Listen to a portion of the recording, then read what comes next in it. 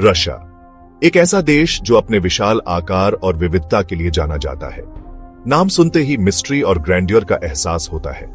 यहाँ की वास्तुकला और भव्यता अद्वितीय है। ये एक ऐसा देश है जहाँ विशाल मैदान, ऊंचे पहाड़ और बर्फीले इलाके हैं। यहाँ की प्राकृतिक सुंदरता अद्वितीय है, जहाँ पुराने शहरों में हिस्ट्री गूंजती है और हवाओं में कहानियां फुसफुसाती है। हर गली, हर इमारत अपने आप में एक कहानी बयां करती है। ये वो धरती है जिसने एम्पायर्स को बनते और बिगड़ते देखा है और हर पत्थर पर इतिहास की छाप है। रेवोल्यूशंस को जन्म लेते देखा है और इन घटनाओं ने देश की दिशा को बदल दिया है और अपने लोगों के अटूट साहस को देखा है। यहाँ के लोग कठिन परिस्थितियों में भी डटे रहते हैं। छोटे छोटे स्लैविक ट्राइब्स से शुरू होकर रशिया आज दुनिया का सबसे बड़ा देश बन गया है, जो अपनी विविधता और विशालता के लिए प्रसिद्ध है। 11 टाइम जोन्स में फैला हुआ यह देश समय और स्थान की सीमाओं को पार करता है। अलग अलग कल्चर्स और ट्रेडिशंस से भरा हुआ यहाँ की सांस्कृतिक धरोहर और परंपराएं अद्वितीय हैं। इसकी कहानी कॉन्क्वेस्ट्स और रेजिलियंस की है, जहां हर संघर्ष ने इसे और मजबूत बनाया है। कल्चरल ब्रिलियंस और पॉलिटिकल अपहीवल की है। यहाँ की सांस्कृतिक समृद्धि और राजनीतिक उथल-पुथल ने इसे एक अनोखा देश बनाया है। रशिया के इस एक्सप्लोरेशन में हम इसके पास्ट की परतें खोलेंगे और इसके इतिहास की गहराई में जाएंगे। उन ताकतों को समझेंगे जिन्होंने इसके प्रेजेंट को आकार दिया है और इसके वर्तमान को समझने की कोशिश करेंगे और दुनिया में आज इसकी रोल पर विचार करेंगे। यह देश वैश्विक मंच पर एक महत्वपूर्ण भूमिका निभाता है। हमारे साथ इस एनिग्मेटिक और कैप्टिवेटिंग नेशन के दिल में चलते हैं। यहाँ की हर गली, हर कोना एक नई कहानी कहता है। ये जर्नी शुरू होती है रशिया के हार्ट से, बस्लिंग मेट्रोपोलिस मॉस्को से, जो देश की धड़कन है। एक ऐसा शहर जो देश के इंपीरियल पास्ट और मॉडर्न एस्पिरेशंस दोनों को दर्शाता है। मॉस्को की गलियों में चलते हुए हम इस देश की आत्मा को महसूस करेंगे। रशिया के निर्माण की कहानी लंबी और कॉम्प्लेक्स है, जिसमें कई महत्वपूर्ण घटनाएं और बदलाव शामिल हैं। यह कहानी एक विशाल भूभाग की है जो समय के साथ एक शक्तिशाली राष्ट्र में बदल गया। एक्सपेंशन, कंसोलिडेशन और ट्रांसफॉर्मेशन के दौर से भरी हुई यह एक ऐसा सफर है जिसमें छोटे छोटे गांव और कस्बे बड़े शहरों और महानगरों में बदल गए। इसकी जड़ें सदियों पहले इस क्षेत्र में बसने वाले ईस्ट स्लेविक ट्राइब्स से जुड़ी हैं। ये ट्राइब्स हंटिंग और एग्रीकल्चर में माहिर थे और धीरे धीरे उन्होंने स्थायी बस्तियों का निर्माण किया। समय के साथ ये ट्राइब्स आपस में मिलकर लूज फेडरेशंस बन गए और अक्सर पावरफुल नेबर्स के कंट्रोल में आ गए। इन फेडरेशंस ने मिलकर एक सामूहिक पहचान बनाई जो आगे चलकर रशियन आइडेंटिटी का आधार बनी। एक यूनिफाइड रशियन स्टेट का इमर्जेंस मॉस्को की रियासत को दिया जा सकता है, जो 14th और 15th सेंचुरीज में ग्रेजुअली प्रोमिनेंट हुई। मॉस्को ने न केवल एक राजनीतिक केंद्र के रूप में बल्कि एक सांस्कृतिक और धार्मिक केंद्र के रूप में भी अपनी पहचान बनाई। आइवन द ग्रेट जैसे रूलर्स के लीडरशिप में मॉस्को ने मंगोल डोमिनेशन से खुद को आजाद किया और अपने टेरिटरीज का विस्तार करना शुरू कर दिया। आइवन ने एक मजबूत प्रशासनिक ढांचा स्थापित किया, जिसने मॉस्को को एक शक्तिशाली राज्य में बदल दिया। 16th सेंचुरी में आइवन पार्ट, जिसे आइवन द टेरिबल के नाम से जाना जाता है, कि राज्याभिषेक ने एक टर्निंग पॉइंट लाया। आइवन चौथे ने न केवल अपने शासन को मजबूत किया बल्कि अपने विरोधियों को भी कठोरता से दबाया। आइवन के ब्रूटल रेन में त्सार के तहत पावर का कंसोलिडेशन हुआ, एक सेंट्रलाइज्ड स्टेट की स्थापना हुई और रशिया की बॉर्डर्स ईस्टवर्ड साइबेरिया तक एक्सपैंड हुई। इस विस्तार ने रशिया को एक विशाल साम्राज्य में बदल दिया, जो यूरोप और एशिया दोनों में फैला हुआ था। यह एक ऐसा समय था जब रशिया ने अपनी शक्ति और प्रभाव को बढ़ाया और एक नए युग की शुरुआत की। रोमानोव डायनेस्टी, जो 17th सेंचुरी की शुरुआत में पावर में आई, एक समय था जब रशिया एक फ्रैगमेंटेड और लार्जली फ्यूडल सोसाइटी था। इस समय कई छोटे छोटे प्रिंसिपैलिटीज और डचीज थे जो अक्सर आपस में लड़ते रहते थे। रोमानोव डायनेस्टी ने इस केओस को खत्म करने और एक यूनिफाइड स्टेट बनाने में महत्वपूर्ण भूमिका निभाई। 300 साल से ज्यादा समय तक रशिया पर राज करेगी।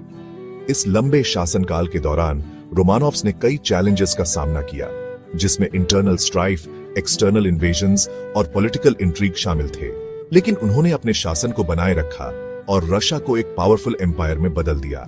इस पीरियड में देश में एक ड्रामेटिक ट्रांसफॉर्मेशन देखा गया, जिसमें कल्चरल, सोशल और इकोनॉमिक चेंजेस शामिल थे। रोमानोव्स के शासनकाल के दौरान रशिया ने अपनी बाउंड्रीज को एक्सपैंड किया और साइबेरिया, सेंट्रल एशिया और ईस्टर्न यूरोप के वास्ट टेरिटरीज को एनेक्स किया, एक लार्जली मेडिवल सोसाइटी से एक मेजर यूरोपियन पावर बनने तक। इस ट्रांसफॉर्मेशन में कई की फिगर्स और इवेंट्स शामिल थे, जैसे कि पीटर द ग्रेट और कैथरीन द ग्रेट, जिन्होंने रशिया को मॉडर्नाइज करने और उसे यूरोपियन अफेयर्स में एक प्रमुख प्लेयर बनाने के लिए कई रिफॉर्म्स लागू किए।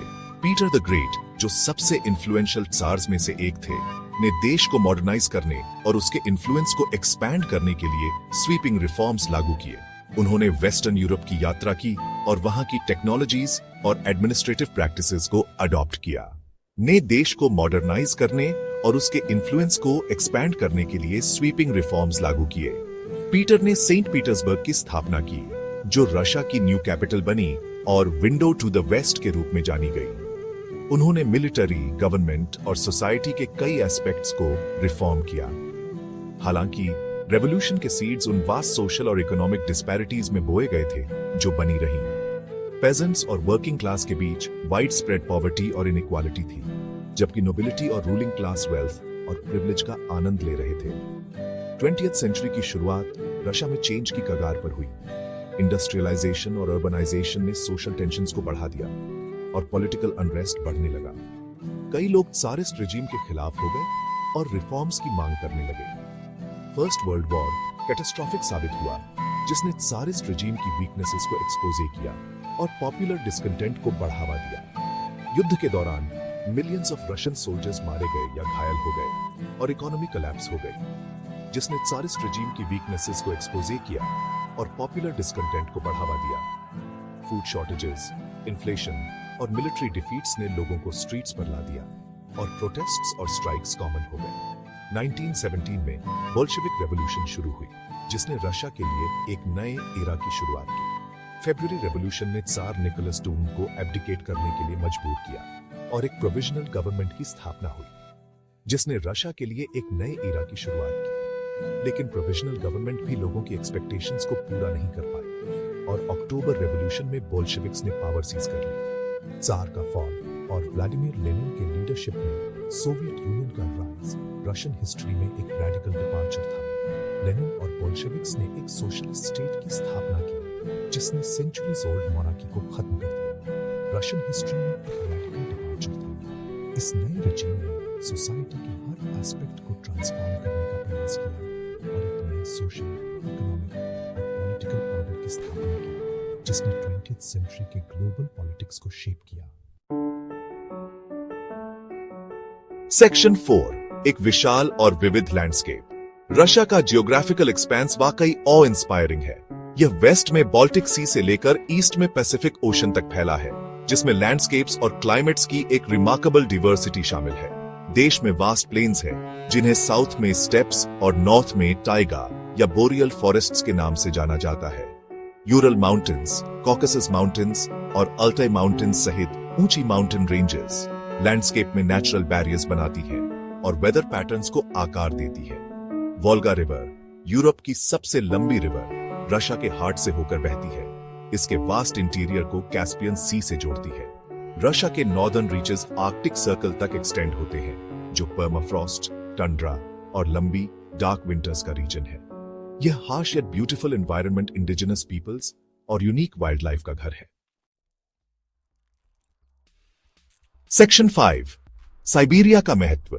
साइबेरिया रशिया का वास्ट ईस्टर्न एक्सपेंस देश के हिस्ट्री और डेवलपमेंट में एक पिवटल रोल निभाता रहा है। नेचुरल रिसोर्सेज से भरपूर, जिसमें ऑयल, नेचुरल गैस, डायमंड्स और टिम्बर शामिल है। साइबेरिया रशिया के लिए वेल्थ और स्ट्रैटेजिक इंपॉर्टेंस दोनों का सोर्स रहा है। इस रीजन का हिस्ट्री एक्सप्लोरेशन, एक्सप्लॉयटेशन और एक्साइल के साथ जुड़ा हुआ है। 17th सेंचुरी के बाद से रशिया फर ट्रेड और नए टेरिटोरीज की तलाश में ईस्टवर्ड साइबेरिया में एक्सपैंड हुआ। लेट 19th और अर्ली 20th सेंचुरीज में ट्रांस साइबेरियन रेलवे के कंस्ट्रक्शन ने साइबेरिया को फर्दर सेटलमेंट और रिसोर्स एक्सट्रैक्शन के लिए खोल दिया। आज साइबेरिया रशिया की इकोनॉमी का एक वाइटल पार्ट और स्ट्रेटेजिक सिग्निफिकेंस का रीजन बना हुआ है। नेचुरल रिसोर्सेज के इसके वास्ट रिजर्व्स इन्वेस्टमेंट और डेवलपमेंट को आकर्षित करते रहते हैं, जबकि इसकी रिमोट लोकेशन और हार्श क्लाइमेट ऑनगोइंग चैलेंजेस पेश करते हैं।